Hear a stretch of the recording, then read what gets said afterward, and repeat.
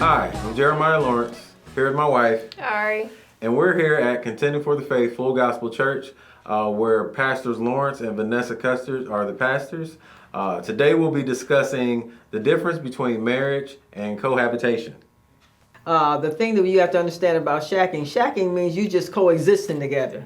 There's no commitment nowhere. You know, if I want to come home, I come. If I don't want to come, I ain't coming, and that kind of stuff. So, you know, you got to understand that when we talk about marriage is a commitment. First of all, it's a commitment to God. Then a commitment to the two parties make a commitment to God first. That's the thing. Right. The two parties and you have a relationship. First of all, you have a relationship with the Lord. That's the first thing. Right. Then the second thing is you're making a commitment marriage-wise. Right. And that means you two have a covenant with God individually. Then you come together, you have a covenant with God together. Right? So to clarify, you're saying the difference between cohabitation and marriage is the covenant. Right. Not necessarily the commitment, because a lot of our generation understands relationship as we're in a committed, loving relationship, and that's the same as marriage. And you're saying, well, no, you first need to have a covenant between you and God, and then you're going to make a covenant between you and your spouse. The difference is God. Right.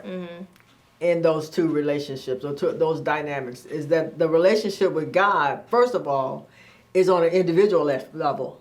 Then the two people come together and make a covenant with God on a corporate or joint level. So you have to understand that when we're talking about cohabitating in marriage, yes, you may think, I'm glad you said that, we think. You that's exactly what it is. It's what you think. Right. It's not by God's design. And this is what we're talking about. The reason that things are off kilter and why you don't have understanding is because it's what you think. Right. It's not what's designed. Right. And you can go to work and do what you think, but they're going to pull you off to the side and say, this is what we want. This is by design. Right. And it seems like we wrestle with family life and we wrestle with corporate life as far as knowing what they want from us. But then when it comes to what God desires from us as a family unit and marriage and understanding distinctions, because that's exactly what it is. Yeah. It's a distinction. You're asking about a distinction. What's the distinction between marriage,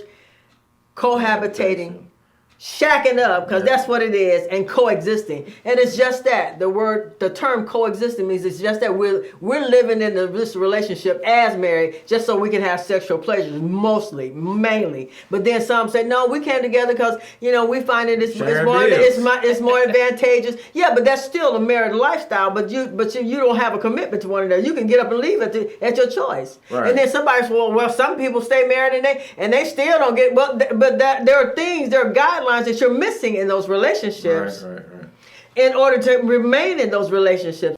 Vanessa alluded to the fact that, people say, well, what's the difference? What's the difference in, us staying together and you making it legal, so to speak?